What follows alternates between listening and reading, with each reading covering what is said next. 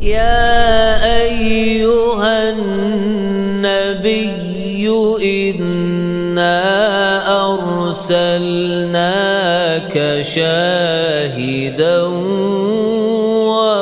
ومبشرا ونذيرا وداعيا إلى الله بإذنه وسراجا منيرا وبشر المؤمنين بأن لهم من الله فضلا كبيرا.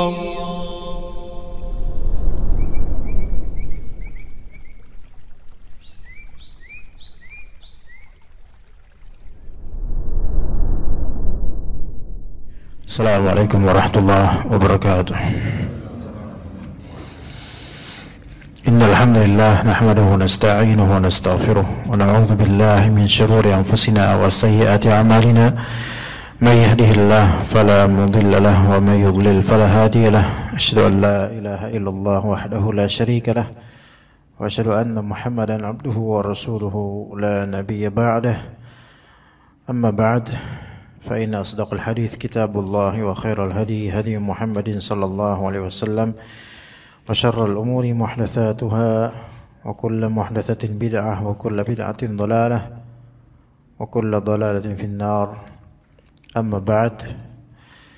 Para jemaah sekalian rahimani wa rahimakumullah, biiznillah ta'ala kita akan lanjutkan kajian kitab At-Tauhid dan kita sampai di bab ke-10 yaitu menyembelih binatang dengan niatan bukan karena Allah Azza wa Jalla, yang mana ini di beberapa kasus tentang masalah ini, tentang tema ini menyentuh ke bab kesyirikan dan kadang-kadang malah bisa menjadi, atau bahkan bukan kadang-kadang, kerap kali menjadi syirik besar yang seseorang tidak menyadarinya bahwasanya ia terjerumus ke lembah yang mengerikan, yaitu syirik besar.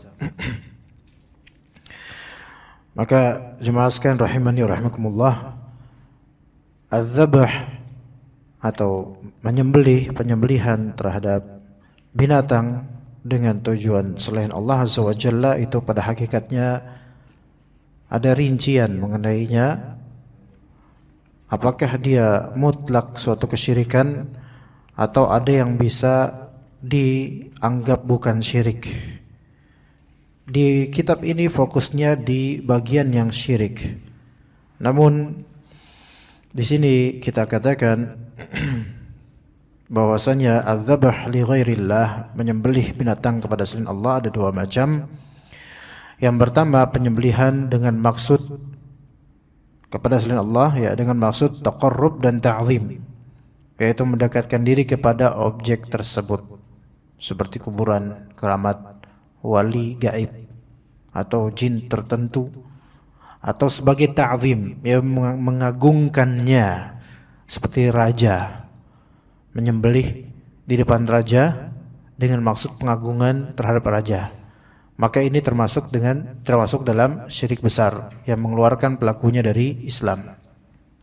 Jadi yang pertama menyembelih binatang, ya, dengan tujuan selain Allah. Yang pertama ini karena ada sisi taqarrub, yaitu ada ingin mendekatkan diri kepada pihak yang menjadi objek penyembelihan, bukan binatangnya tetapi objek tujuan penyembelihan, seperti mayit dikuburnya, atau orang atau pihak yang gaib selain Allah, yaitu jin, ya. Maka ini termasuk syirik besar. Begitu juga ketika menyembelih di hadapan person yang memang melakukan penyembelihan tersebut di hadapannya karena ada faktor ta'zim, yaitu pengagungan, yaitu kepada raja, di depan presiden, menyembelih di depannya dalam rangka pengagungan terhadap presiden ini. Maka ini termasuk syirik besar. Ya. Dan yang kedua yaitu menyembelih dengan tujuan selain Allah tapi dalam rangka farah dan ikram. Farah di sini kebahagiaan gitu. Dan juga ikram yaitu memuliakan, bukan mengagungkan, memuliakan.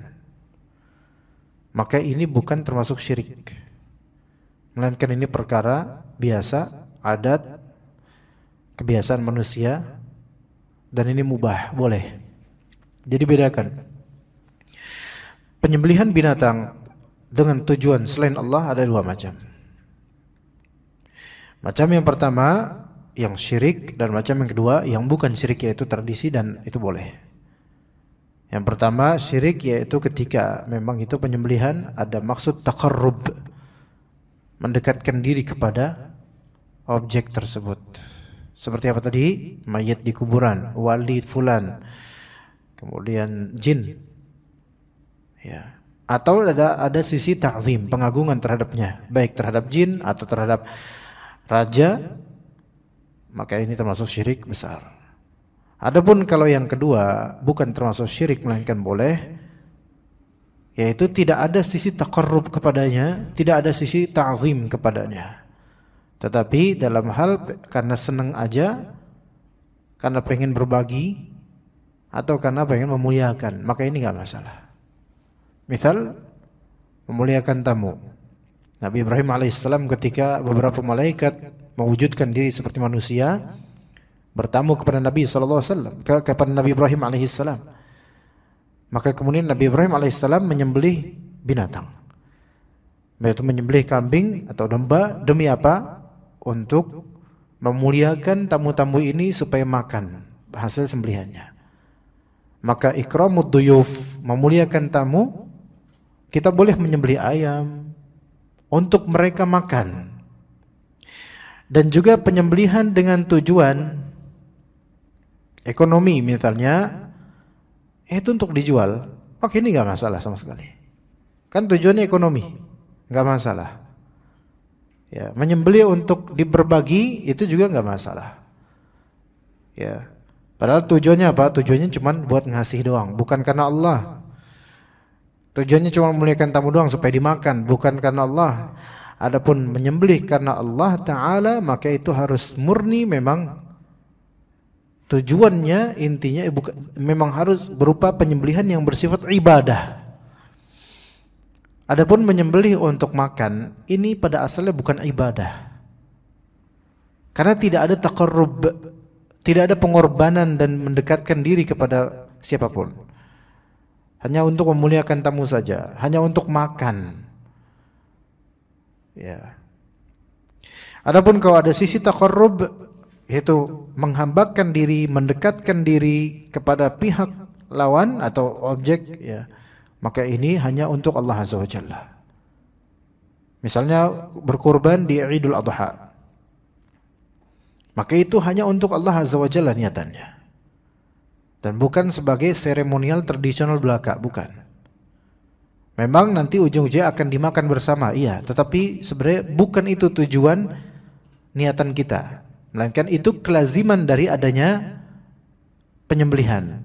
Tapi bukan itu tujuan kita. Tujuan kita apa? Amalan kita supaya diterima oleh Allah Azza wa Jalla dengan berkorban ini. Makanya disebut kurban.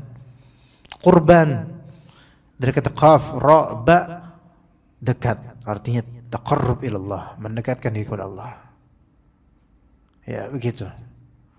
Taib. Jadi menyembelih dengan maksud selain Allah Azza wa Jalla, maka ini ada rinciannya seperti yang tadi kita katakan. Maka dikatakan oleh para ulama, kalau ada raja, sultan, camat, bupati, gubernur, presiden datang ke tempat antum, kemudian antum motong hewan di hadapannya dalam rangka mengagungkan bupati ini di depannya itu, maka ini termasuk syirik besar loh. Dan itu kadang ada di film-film Cina dan semisalnya ada. Di film-film kerajaan dahulu.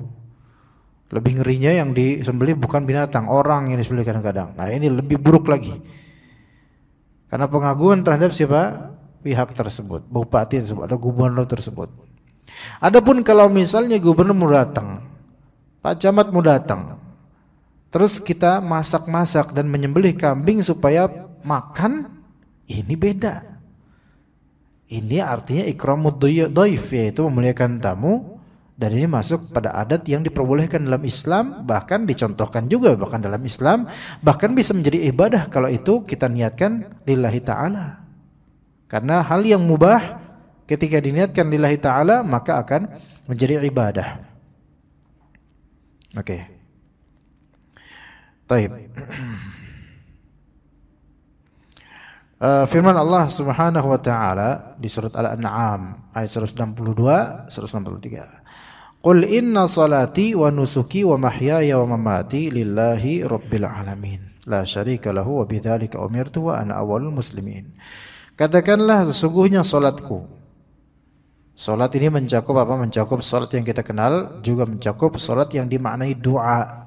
Sesungguhnya salat saya, doa saya gitu. Wa nusuki, nusuk bahasa asal makna bahasanya adalah nusuk artinya ibadah. Nusuk artinya ibadah. Nusuk bukan bahasa Indonesia nusuk gitu. Nusuk di sini bahasa Arab ya. Nusuk ibadah. Secara bahasa. Namun secara syariat, nusuk ini maknanya adalah penyembelihan. Menyembelih korban itu nusuk.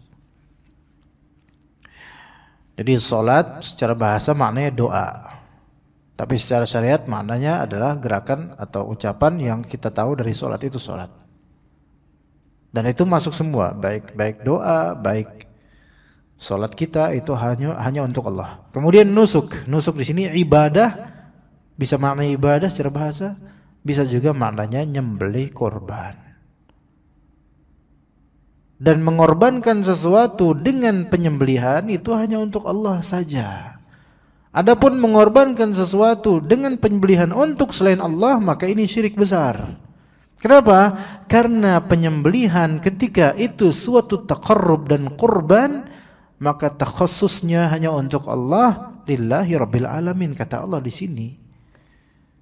Maka barang siapa yang mengalihkan tujuannya untuk yang gaib selain Allah, baik jin, malaikat atau rasul yang sudah mati, maka dia telah berbuat syirik besar karena melanggar ayat ini. Ya, walaupun wali tujuannya wali fulan. Ya. Itu kalau taqarrub atau berkorban. Makanya ketika nanti kita motong kambing atau sapi atau onta, bagi yang mungkin ya di Indonesia nggak ada onta, nggak ada penyembelihan onta. Misalnya kita berkorban, ya karena korban itu ya katakan Bismillah dan tujuannya memang lillahi ta'ala, karena ini ibadah. Makanya berkorban itu ibadah jemaah nanti. Ya masih dinusuki ya. Berkorban itu, Anda ingatkan juga itu ibadah. Ketika itu ibadah maka wajib ikhlas lillahi ta'ala. Ketika itu ibadah maka harus sesuai dengan tuntunan Nabi SAW. Makanya tidak boleh korban pakai ayam potong. Nggak bisa. Maksudnya nggak sah sebagai korban, tapi sah sebagai sedekah. Orang pada kambing, ya, sapi, kebo, ini dia ayam. Maka ini tidak sah sebagai korban, tapi sah sebagai sedekah namanya. Ya ada pahalanya juga tetap, tetapi tentu pahala yang sesuai dengan momentum maka itu lebih tinggi pahalanya dibandingkan pahala yang umum. Karena sedekah ayam ketika itu umum, tapi kurban ketika itu momentum, maka lebih besar pahalanya. Ya. Nah, kita tahu ketika kita berkorban harus ikhlas. Maka ikhlas ini mencakup yaitu apa? Tujuannya ke siapa? Ke Allah Ta'ala. Dan ini harus benar-benar diperhatikan, apalagi kalau kita memiliki duit tebal, banyak duitnya. Satu individu kita bisa beli satu sapi, yang harus dijaga bukan sapinya sekarang. Apanya? Ininya harus dijaga. Ya. Baik kita menjadi pejabat atau orang besar, orang penting, orang terkenal, Sebenarnya yang paling berat dijaga tuh ini, bukan hartanya. Tapi ajaibnya banyak dari orang yang terkenal, orang yang punya jabatan, orang yang punya uang banyak, lebih sibuk menjaga harta dan akun medsosnya dari hacker dibandingkan dengan hatinya dari syaitan. Sehingga apa? Mudah terhinggapi dengan penyakit-penyakit syirik dalam beramal. Dan ajaibnya, karena terbiasa menjilati remah-remah manis kesyirikan, nikmat rasanya. Tanpa syirik, tanpa riya, tanpa pamer, nggak aji ibadahnya. Kebalik. Yang benar adalah ibadah itu nggak aji, nggak sah kalau ada syirik. Tapi bagi orang-orang yang biasa pamer, biasa riya, ibadahnya rasanya nggak sah kalau nggak dipublish. Maka yang membuat seseorang bisa istiqamah itu adalah memperhatikan ibadah sirriyah, yaitu ibadah yang sifatnya sir. Ibadah yang sifatnya tersembunyi. Dia punya amalan-amalan yang tidak seorang pun tahu. Hanya Allah Azza wa Jalla yang mengetahuinya. Dan tidak berlomba-lomba ketika ibadah tersebut sifatnya kolektif atau sifatnya show off dan transparan, itu berusaha untuk tidak menonjolkan diri. Ya. Dan ajaibnya orang yang sebaliknya, ibadah tersembunyi tidak punya. Saking segala sesuatu tuh harus di-report, ke publish, ke publik. Dan ketika ada ibadah yang sifatnya transparan, itu berlomba-lomba untuk menjadi yang paling atas, paling utama, paling dikenal, paling menonjol, dan nomor satu. Nah, ketika kita ini mau beribadah seperti berkurban, maka perhatikan, qul inna salati wa nusuki wa mahya wa mamati lillahi rabbil alamin. Bukan hanya formalitas baca bismillah Allahu akbar saja, tapi hatinya juga harus dijaga bahwa saya ini demi keikhlasan saya kepada Allah, jangan sampai saya riya atau pamer. Bukan berarti jangan sapi 1 ekor, jangan, udah kambing aja 1 udah biar ikhlas, enggak gitu juga. Kalau misalnya memang kita berkeluasan untuk bisa sapi seharga 40 juta besar, itu silahkan. Tetapi apa? Ikhlasnya yang perlu betul-betul dipertimbangkan. Kalau memang belum berani dan belum bisa ikhlas dan pengalaman lampau enggak bisa ikhlas, maka sebaiknya tetap 1 ekor sapi, tapi alokasikan di tempat yang membuat dia tetap ikhlas. Bisa, nggak harus di masjid kompleknya. Bisa di mana? Ya di tempat terpencil atau di mana? Kalau misalnya mau ikhlas. Dan tidak boleh diliput siapapun dari media, nggak mau. Itu kalau mau ikhlas. Dan itu sulit. Makanya kata para salaf, ikhlas itu aziz, ikhlas itu jarang, ikhlas itu sulit. Apalagi di ibadah yang sifatnya seremonial dan tidak rutin secara harian seperti berkurban ini. Hati-hati kita dengan masalah pamer-pameran binatang kurban. Kalau misalnya memang kita mau beribadah, fadhal, berkurbanlah. Bahkan sebagian dari ulama mengatakan bagi yang berkemampuan hukumnya wajib. Sebagian ulama mengatakan begitu. Berkurbanlah, domba lah, kambing lah. Namun hati-hatilah dengan riya. Ya. Kalau memang ternyata bisanya cuma 1/7 dari sapi, khalas. Dan kalau memang misal kalau ditulis namanya itu berkeberatan, kan biasanya kan di masjid itu kan ada namanya. Untuk 1 sapi pertama 1 fulan, 2 fulan, 3 fulan, gitu. Maka bilang ke DKM atau ke yang penulis, ini saya 1/7, tapi tolong tulis hamba Allah dan antum tahu siapa yang dimaksud, yaitu saya, dan jangan beritahu siapa-siapa, cukup. Iya, begitu. Maksudnya hamba Allahnya pas dia apa? Di papannya itu loh. Gitu, hamba Allah A misalnya, hamba Allah B. Yang penting di buku catatannya terketahui siapa yang dimaksud. Atau ketika penyembelihan, Yang menyembelih juga tahu ini atas nama siapa aja. Dah, yang penting gitu dah. Adapun publishing, kalau misalnya kita nggak bisa jaga niatan, maka seperti itu. Kalau kita bisa insya Allah jaga niatan, maka silahkan tulis aja nggak apa-apa. Ya. Maka harus karena Allah jemaah. Jangan sampai ini sebagian dari kita punya kebutuhan besar, tapi pengen banget apa?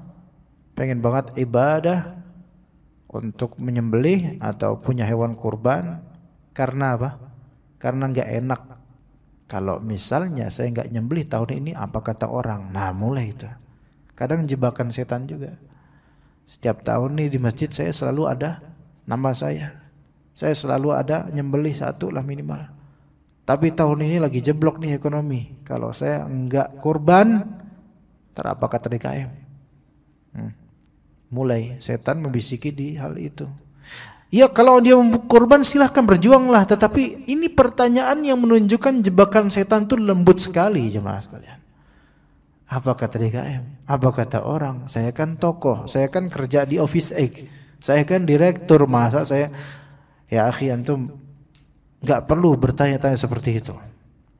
Kurbanlah walaupun dalam keadaan sulit. Kalau nggak bisa jangan paksa, dan jangan menjadikan apa kata orang sebagai barometer ke depannya. Karena percuma udah capek-capek nabung kemudian mengandalkan apa kata orang, udah nabung capek-capek habis langsung uangnya buat beli kambing atau domba, kemudian tidak diterima bahkan dapat dosa. Lah kalau misalnya dia nggak ikhlas, sah nggak itu penyembelihannya? Ya, penyembelihannya tetap sah insya Allah, tapi amalan dia tidak sah. Ini bedakan jemaah. Karena ketika nyembelih apa bilang apa? Bismillah, Allahu Akbar. Dan zahirnya adalah sah penyembelihan itu, tetapi untuk dia pahalanya itu tidak ada bisa-bisa, karena nggak ikhlas. Karena orang nggak bisa menilai keikhlasan atau tidak ikhlasan dia kan. Maka daging itu sah untuk disembelih, kambingnya sah disembelih, kemudian dagingnya dibagi-bagi. Apakah halal? Halal bagi orang-orang, karena orang-orang manusia itu tidak diwajibkan untuk membuka dada penyembelih. Ini ikhlas apa enggak? Enggak. Makanya orang melihat zahirnya dia husnudzon, insyaallah sah. Tapi bagi orang ini, pelaku ini yang tidak ikhlas, maka dia tidak mendapatkan pahala, bahkan dapat dosa karena riaknya. Jadi apa? Rugi duit, rugi amalan. Sementara yang makan enggak beramal tapi dapat dagingnya, ya, menang mereka lah alhamdulillah. Dan orang kalau makan pasti ikhlas. Ya, makannya ikhlas orang insyaallah. Tapi nyembelihnya yang kadang-kadang ujian, ya enggak? Ada enggak di sini kalau kita Idul Adha makan enggak ikhlas? Enggak ada. Kecuali yang kolesterol tinggi baru tuh kadang-kadang enggak ikhlas mungkin. Tapi rata-rata makan sukarela, tapi beramalnya itu yang sebenarnya banyak godaan. Apalagi tokoh-tokoh di masyarakat, tokoh di RT, tokoh di RW. Nah, itu akan disorot. Itulah ujiannya jemaah. Kemudian wa mahyaya wa mamati, hidup dan matiku. Jadi doa, salat, ibadah, kurban, kehidupan dan kematian itu semua lillahi, hanyalah untuk Allah. Lillahi, hanya untuk Allah Ta'ala Rabbul Alamin. Lillahi Rabbil Alamin. Tauhid, la syarikalah, tiada sekutu baginya. Menafikan di sini menafikan pembolehan adanya sekutu, bukan menafikan adanya sekutu yang disembah. Artinya banyak orang berbuat syirik. Banyak sekutu-sekutu Allah itu banyak, dalam artian yaitu banyak orang yang menjadikan A sebagai tandingan bagi Allah, menjadikan B sebagai sesembahan selain Allah, itu banyak. Tapi yang dinafikan di sini adalah keabsahannya. Tidak ada yang sah menjadi sekutu Allah Azza wa Jalla. Tidak ada yang sah menjadi tandingan Allah, itu maksudnya. Maksud dari tiada sekutu baginya adalah tidak ada yang setara dengan Allah, tidak ada yang sah menjadi tandingan Allah. Walaupun yang dijadikan tandingan itu banyak. Patung, berhala, artis, aktor, penyanyi, pemain bola, perempuan dijadikan tandingan selain Allah Azza wa Jalla. Wa bidzalika umirtu wa ana awwalul muslimin, dan demikian itulah yang diperintahkan kepadaku, yaitu apa? Bertauhid, jangan berbuat syirik. Wa ana awwalul muslimin, dan aku adalah orang yang pertama-tama menyerahkan diri kepada Allah. Yang pertama menyerahkan diri pada Allah. Maksudnya sini ana awalul muslimin bukan berarti belum pernah ada seorang muslim sebelumnya, bukan. Tetapi ketika seseorang menjadi contoh bagi yang lainnya dan pioner bagi yang lainnya, walaupun sebelumnya sudah ada yang seperti itu, maka contoh atau pioner ini seperti awal. Seperti awal. Ya. Misalnya di Office 8 ini ya, ada beberapa lantai yang kosong dan perusahaan yang sudah bubar misalnya, sehingga beberapa lantai kosong. Nah, dulunya lantai-lantai ini diisi oleh perusahaan-perusahaan kantor tambang misalnya, pertambangan ya. Nah, taib. Namun mereka bubar karena pandemi misalnya, pekerja-pekerja tidak bisa bekerja dan kemudian bangkrut, dan beberapa perusahaan tambang yang menyewa di beberapa lantai kemudian kosong. Nah, akhirnya kemudian ada lagi perusahaan tambang lain yang menyewa lantai 1 ya. Perusahaan tambang lain menyewa lantai 1. Mulai dari situ dikuasai perusahaan tambang A. Kemudian 2 bulan kemudian di lantai yang sama ada lagi perusahaan tambang B yang juga ikut menyewa lantai tersebut untuk dijadikan kantor. Maka adalah perusahaan A dan B sama-sama perusahaan tambang. Dan ternyata emang lokasi sini sangat baik karena dekat dengan jalan tol misalnya seterusnya, dan mudah akses untuk ke Banten kemana gitu kan. Akhirnya di lantai 2 pun ada perusahaan tambang C yang apply, yang hire, menyewa tempat. Sampai banyak perusahaan tambang yang menyewa tempat di Office 8. Maka dikatakan bahwa perusahaan tambang A ini adalah awal perintis perusahaan tambang, atau perintis ada pertama kali perusahaan tambang di gedung ini, padahal dulu sebelumnya sudah ada perusahaan tambang. Tapi karena sudah bubar mereka semua, nah ini adalah yang disebut paling awal. Begitu pula Nabi Ibrahim. Apakah Nabi Ibrahim itu orang pertama Islam? Enggak juga. Dari segi histori, Nabi Adam lebih dulu daripada Nabi Ibrahim dan mereka Muslim. Nabi Muhammad SAW mengatakan ana awalul muslimin. Apakah Nabi Muhammad sebagai orang pertama Islam? Sebelumnya sudah ada para nabi sebelumnya. Maka awal di sini bukan berarti paling the first dan yang belum pernah ada sebelumnya, bukan. Tetapi awal di sinilah pionir ketika sebelumnya sudah tidak ada lagi. Maka itu awal. Ya, seperti itu maksudnya. Orang-orang yang pertama-tama menyerahkan diri, yaitu yang berislam. Awal muslimin maksudnya orang yang pertama-tama berislam. Kemudian kata Allah Azza wa Jalla di surat Al-Kautsar, "Fashalli li rabbika wanhar." Dan salatlah engkau, nah karena Tuhanmu. Nih salat ini kan harus karena Allah Azza wa Jalla, harus ikhlas. Wanhar, dan berkurbanlah. Nahar itu adalah menyembelih, dan sembelihlah li rabbika. Maka dua kata kerja ini terikat dengan li rabbika sebenarnya. Maka dirikanlah salat karena Tuhanmu, dan berkurbanlah ya karena Tuhanmu juga. Maka disamakan. Nah, di sini disandingkan salat dan berkurban. Maka ini dua ibadah yang agung, dua ibadah yang besar. Ya, kalau salat itu diwajibkan li rabbik, untuk Tuhanmu, maka berkurban pun begitu. Ya, ini peringatan untuk saya dan teman-teman jemaah sekalian, bahwa saya jangan sampai kita udah save money 3,5 juta, 4 juta, 5 juta untuk membeli domba atau kambing, pahalanya bubar gara-gara apa? Kurang ikhlas. Maka ikhlaslah.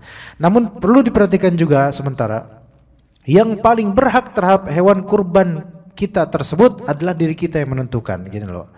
Memang sebagian ulama ada mengatakan separuhnya boleh buat kita, ada yang mengatakan sepertiganya boleh. Tapi ala kulli hal, ketika kita berkurban, maka perlu diketahui bahwasanya sebenarnya yang lebih berhak untuk menentukan bagian mana yang kita dapetin atau seberapa dan kita mau nyapa, itu kita. Gitu loh. Jadi ketika misal antum berkurban, nah antum berkurban di sini, nitip ke masjid, kan biasa kan masjid ada kepanitiaan kurban tuh.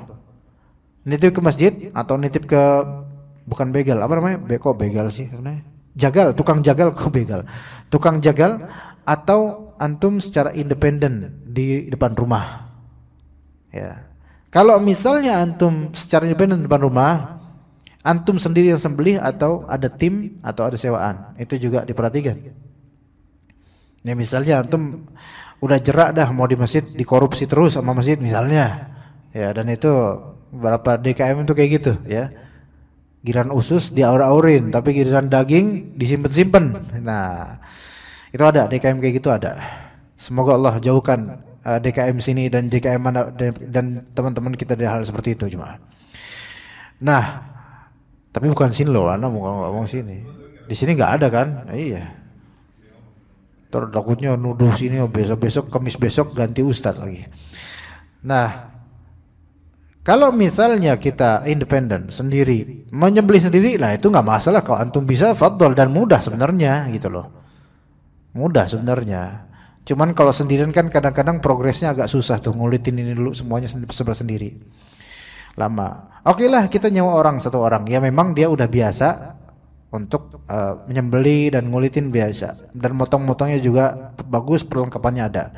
Kita nyewa dia, ya dan orang nggak ada yang mau volunteer kayak gitu. Rata-rata ya adalah bayaran. Membayarnya nggak boleh pakai apa? Nggak boleh pakai daging kurban. Oke? Nggak boleh bayar pakai daging kurban.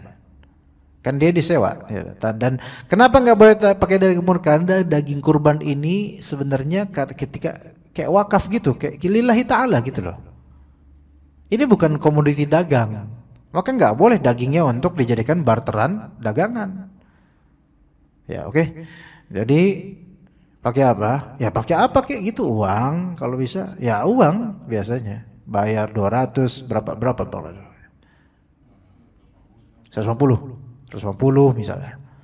Ya atau 200 biar lebih seneng gitu dianya. Nah, kalau dibayar 200 selesai dan ternyata si tukang jagal ini tidak dapat daging, maka nggak boleh marah, ya nggak? Karena dia sudah mendapatkan haknya itu 200.000. Walaupun 200.000 dapat misu-misu.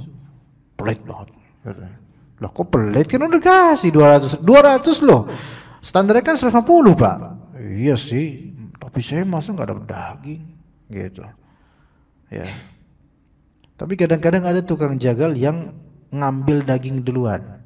Mohon maaf, bagian torpedo tuh diambil duluan. Kadang-kadang cepat hilangnya itu. Ternyata yang ngambil dia gitu loh. Nah ini haram. Kenapa haram? Tanpa seizin siapa? Orang yang berkurban atau panitia. Nggak boleh seperti itu. Jangan asal ambil ya. Panitia ngambil. Apa yang diambil nih? Minta izin sama pemilik kurban. Nanti untuk panitia nanti anak jelasin. Kayak panitia juga nih kayak ini. Nah, itu kalau sendiri, kalau independen. Dan kemudian kita kelola, misalnya kita masak atau kita kasih ke tetangga, itu silahkan. Ini insya Allah nggak masalah dengan keikhlasan sebenarnya. Ikhlas ada sendiri gitu loh. Jangan bilang kalau ikhlas jangan makan dong, sedekah sendiri gitu. Maksudnya kalau ikhlas nggak usah dimakan tuh kambing, biarin orang-orang lain yang makan. Ya salah pikiran kayak gini. Ya boleh sahibul kurban boleh menikmati daging kurbannya. Ya, oke, itu satu. Oke, sekarang kita ke panitia. Maksudnya kita nitip ke masjid, nitip ke kepanitiaan masjid atau DKM. Ini tolong hewan kurban ini tolong kelola. Kan biasa gitu. Nanti panitia mengumpulkan misal siapa aja daftar list orang yang berkurban di sini gitu kan. Bayarnya gimana? Boleh nggak kita bayar? Boleh. Kita bayar ke DKM. DKM ini tolong buat bayar potongnya apa tukangnya. Oke. Berarti kan itu bayar tukangnya buat tukang yang disewa oleh DKM kan? Terus boleh nggak kita ikutan apa namanya nyayat, ikutan ngulitin, boleh nggak? Ya boleh kalau DKM ngizinin boleh dan memang kan butuh juga gitu kan? Boleh. Ibu-ibu biasanya kan juga ikutan untuk cacah daging dan tulang gitu kan ya? Apakah mereka boleh digaji dari situ? Gimana? Nah, disinilah makanya DKM ini panitia itu harus menentukan siapa-siapa yang bekerja untuk mereka. Adapun yang di luar bekerja untuk mereka nggak boleh dapat duit itu, Pak. Paham nggak maksudnya? Gini loh, DKM apa panitia kan ngumpulin binatang, kambing, sapi, kebo gitu. Dan tiap-tiap dari sahibul kurban itu kan nitip 150.000 atau 100.000. Terkumpul misal untuk biaya ini terkumpul misal 10 juta lah, anggaplah 10 juta. 10 juta ini kan untuk biaya apa? Nah, gitu loh. Harus dijelasin dari awal oleh DKM. Mohon maaf, ini 150 tiap individu kami akan targetkan untuk biaya bayar tukang jagal 1, dan biaya operasional peralatan 2, dan juga termasuk biaya minum-minum atau makan-makan di sini. Itu omongin dari awal. Gitu. Oke, itu masuk. Cuman kan dirincikan biar sahibul kurbannya tuh tenang gitu loh. Ini untuk semua kegiatan di sini, mohon ya direstui gitu loh. Akad itu ketika semakin transparan itu semakin enak gitu loh. Nah, udah seperti itu. Jadi untuk operasional sini ya termasuk pembiayaan jagal. Karena kenapa dirinci gitu? Karena gini loh, kalau nggak dirinci takutnya ambigu atau bersayap dari misalnya, sehingga kan namanya kita mengadakan kegiatan seperti itu nanti kan ada namanya makan-makan. Nah, itu kan makan-makan, piring gitu kan, nanti butuh minuman. Ini minuman ini nggak boleh dari masjid. Kalau emang itu kegiatan adalah kegiatan khusus untuk hewan kurban, minuman jangan dari masjid, nggak dari kas masjid, dari uang itu. Iya. Karena kas masjid itu orang-orang sedekah itu ya untuk fasilitas masjid, bukan untuk kurban. Makanya sedekah itu kan harus sesuai dengan tujuan orang yang sedekah. Nah gitu. Ya. Seperti itu. Jadi minuman, aqua kan itu kan buat tukang jagal dan warga-warga yang nimbrung ikutan mencacah itu sehingga mereka halal.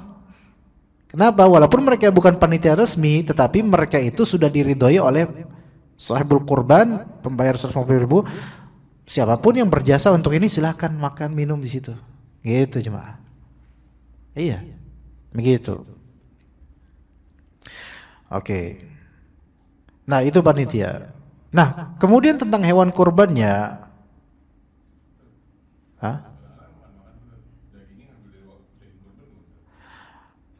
Oke. Antum nanya dulu sih itu. Padahal nanti mau bahas, tapi udah itu dulu. Makan-makan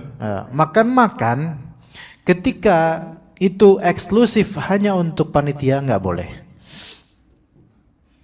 Iya, nggak boleh. Tapi kalau makan-makan itu siapapun yang mau ikutan, kan biasanya setelah udah capek-capek gitu kan disediain makanan tuh. Siapapun yang mau ikutan, jangan dikhususkan panitia. Iya. Kenapa mengeksklusifkan daging khusus mereka itu seperti membayar mereka, gitu loh. Kan ini kan makan daging kan? Dagingnya dari mana? Dari kurban kan? Kecuali yang dimakan daging lain, ayam misalnya, itu beda. Tapi ini kan daging yang dimakan adalah kurban. Ketika dikhususkan ini khusus panitia daging ini, maka berarti ini seperti apa? Membayar panitia untuk mengadakan ini. Makanya nggak boleh. Paham nggak di situ? Begitu. Walaupun secara akad tidak terjadi ijab qabul ini daging, tapi secara perbuatan ini seperti apa? Membayar panitia dengan daging-daging ini karena mereka khusus buat panitia. Enggak, jangan kayak gitu. Siapapun fadl yang ada di masjid itu makan, baik panitia kek, jemaah kek, makan yuk, makan gitu aja. Ketika itu diliberalkan, silakan siapa yang ada di sini makan silakan, itu berarti kan tidak ada kesan membayar khusus untuk panitia, melainkan fadl ini untuk kaum muslimin. Begitu. Iya, tuh makan-makan. Nah, kalau dagingnya, misal antum nitip ke panitia ini 1 ekor kambing atau domba. Antum berhak untuk menentukan bagian mananya sebenarnya yang mau antum ambil nanti setelah pembegalan lagi apa? Penjagalan, begal mulu. Ya, pemotongan hewan ini. Ya. Kecuali kalau antum serahkan ke DKM, udahlah. Saya terserah DKM. Saya nggak dapat juga nggak apa-apa. Nah, ini berarti antum menitipkan 100% kelas. Antum nggak dikasih juga antum harus ridho karena apa? Karena antum udah menitipkan. Tapi termasuk adab DKM tentu apa? Memberikan dong bagian gitu kan. Dan biasanya begitu emang. Namun dari awal hendaknya DKM ketika mendaftarkan atau panitia mendaftarkan ini orang sapi atau kambing atau ini, suruh dari awal sebut Bapak mau bagian mana, nanti kalau yang pesan itu kami akan tulis. Misalnya saya mau setengah, wah jangan gitu Pak, kalau setengah ya enggak dong, itu terserah dia dong. Jangan gitu Pak, kalau setengah kebanyakan, lah binatang saya kok. Ya tapi kan Bapak udah nitip ke kami, yuk. Gak bisa. Dan kita udah bayar juga kan 150 binatang kita. Emang situ siapa? Saya DKM. Wah, nggak bisa gitu. Ya kalau emang dia minta. Bahkan kalau misalnya orang panitia, orang biasa nih datang, nih saya daftar ya, saya mau numpang nyembelih doang di sini. 150 nggak apa-apa. Saya numpang doang, tapi saya ambil semuanya. Ya nggak apa-apa.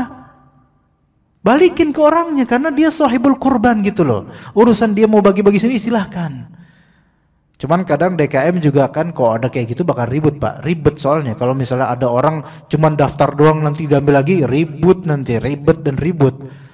Iya repot urusan. Maka memang perlu panitia atau DKM menegaskan dari awal kita nggak menerima tumpangan potong. Kalau tetap bersikukuh binatang dan sahibul kurbannya kita potong dua-duanya.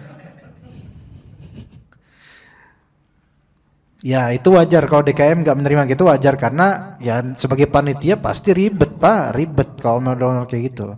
Nah supaya nggak ribet terapkan peraturan itu kemudian memang dari awal ketika daftaran itu bilang ditentukan ada salah satu masjid di daerah Duren Jaya Bekasi. Itu pernah anak lihat sampel yang bagus dari mereka itu. Duren Jaya Bekasi di daerah Bekasi Timur masuknya kalau nggak salah. Anda lupa nama masjidnya apa? Tapi masjidnya itu berbentuknya bulat gitu. Masjidnya apa namanya? Anda ingat gak? Antum pernah ke situ mana? Bulat bentuknya kayak kubah gitu. Lupa namanya. Ada kolam ikannya gitu. Itu ada contoh yang bagus ya untuk menghindari perseteruan lah dan untuk menghindari omongan di belakang. Yaitu dipampang ya nama-nama hamba Allah yang bakal berkurban. Ada yang hamba Allah doang gitu loh. Ada yang hamba Allah nomor berapa ada supaya menjaga keikhlasan mungkin. Tapi di situ ada keterangan ambil bagian mana itu dijelasin di situ. Transparan. Memang nggak harus sampai terpampang gitu nggak harus. Yang terpenting di catatan panitia itu semua tercatat dengan baik gitu loh. Kan itu kan menghindari apa? Menghindari misuh-misuhnya sahibul kurban. Iya. Nah kadang-kadang sebagian DKM atau panitia itu kadang-kadang berpikir udahlah serahin ke kami aja. Kalian dah serahin kami kan udahlah kami nitip kan udahlah ini kan barang titipan kami justru barang titipan itu sahibul hak itu lebih berhak sebenarnya gitu loh. Tapi kata mereka kata panitia udahlah kan namanya nitip ke kamilah yang mengelolanya. Sehingga ketentuan kami sahibul kurban hanya mendapat apa? Paha kanan depan atau belakang terserah itu nanti beda-beda tuh panitia. Paha kanan depan dan kemudian apalagi buntut dan ini gitu. Diseragamin semua sahibul kurban diseragamin dapatnya kayak gitu doang. Sebenarnya kayak gini nggak tepat cuma. Kenapa? Karena ini seperti monopoli dan juga hak pilih, bukan hak pilih ya kok hak pilih. Walaupun setahun lagi sih insya Allah ya. Hak apa ya namanya? Ya hak dagingnya sahibul kurban itu seperti diatur baku dan mereka nggak boleh nentuin, nggak seperti itu. Melainkan dari awal dia bilang ke sahibul kurbannya, bapak ini mau ambil bagian mana? Kalau sahibul kurbannya udah saya serahin ke panitia, maka panitia baru boleh tentuin. Kalau dari awal langsung tentuin semuanya kayak gitu, maka ini nggak baik, kurang baik. Ya bahkan sebagian dari sahibul kurban bakal kaget, kok saya dapat gini doang ya, padahal saya nitip 2 kambing gede-gede tapi segini doang dapatnya. Nah begitu ya. Jadi perlu juga diperhatikan hak-hak dari sahibul kurban. Nah sebagian DKM kurban bilang atau panitia bilang, kita itu kalau udah kurban harus ikhlas. Sebentar, ini nggak ada kaitan antara ikhlas dengan hak. Ya, orang ini berhak untuk mendapatkan apa yang dia inginkan. Karena gini loh, bisa jadi sahibul kurban itu pengen ngambil setengah. Kenapa? Karena dia juga pengen membagikan, menyalurkan. Bukan hanya DKM panitia saja. Dia juga, kan dia yang punya. Dia pengen nyalurkan ke keluarganya yang nggak tercover oleh DKM atau panitia. Gitu kan? Itu juga harus ini. Hah? Dibolehkan gimana? Ya boleh. Bahkan asalnya kan seperti itu. Kan kepanitiaan itu kan cuma ada di zaman sekarang ketika orang-orang semakin banyak dan semakin sulit untuk diatur, jadinya butuh panitia. Kalau dulu kan orang-orang Arab sahabat Nabi bisa nyembelih sendiri dulu mah, orang Arab mah emang jago kayak gitu. Kita aja yang takut-takutan, Pak, nyembelih butuh banyak orang. Iya, tapi sekarang yang butuh panitia. Ya seperti itu insyaallah. Jadi hati-hati antara ikhlas dengan hak itu jangan seolah-olah disamakan. Ada orang punya hak, dia boleh untuk menuntut haknya, bukan karena nggak ikhlas. Iya, karena saya pernah digituin. Ya, saya bilang kita berkurban gini, tapi kok saya pengen dapetin sekian Pak, karena saya pengen ngasih buat orang tua saya, misalnya gitu. Wah kata bapak itu, kita itu kalau udah berkurban harusnya ikhlas. Wah ya salam kok. Udah besok-besok kan nggak mau di sini lagi lah. Gimana mau ikhlas orang daging-daging kita, kemudian tiba-tiba setelah disembelih tuh dicacah-cacah, tiba-tiba ada orang DKM yang mengundang orang pesantren, terus dibawa itu daging-daging ke pesantren. Jadi semaunya DKM gitu loh. Hati-hati di sini, jangan sampai ada sakit hatinya sahibul kurban yang tadinya udah ikhlas gara-gara melihat skenario yang sebenarnya itu kelicikan dari sebagian orang. Akhirnya malah justru bukannya nggak ikhlas ya, tapi malah nggak ridho gitu loh, bahwa saya dagingnya itu dimonopoli oleh sebagian pihak demi jabatan atau ketenarannya. Nah ini begitu wallahu alam. Dan ajaibnya justru orang DKM atau panitia yang ngeboyong daging itu nggak berkurban. Nah itu ajib ya. Jadi dia dapat banyak, sahibul kurbannya dapat sekian. Nah itu ya. Maka hati-hati dengan itu semua. Semoga Allah beri taufik pada kepanitiaan hewan kurban, karena itu kan mengelola hak orang ya. Jadi hati-hati. Wassallallahu ala nabiyina Muhammad wa ala alihi washabihi ajmain. Enggak, asalnya tidak boleh menerima untuk orang muslim. Tetapi ketika semua orang muslim sudah dapat bagian yang penuh, baru boleh non muslim. Jadi enggak boleh dari awal ngasih non muslim, enggak boleh. Jangan daftarkan mereka kecuali kalau semua udah tercover dari muslimin.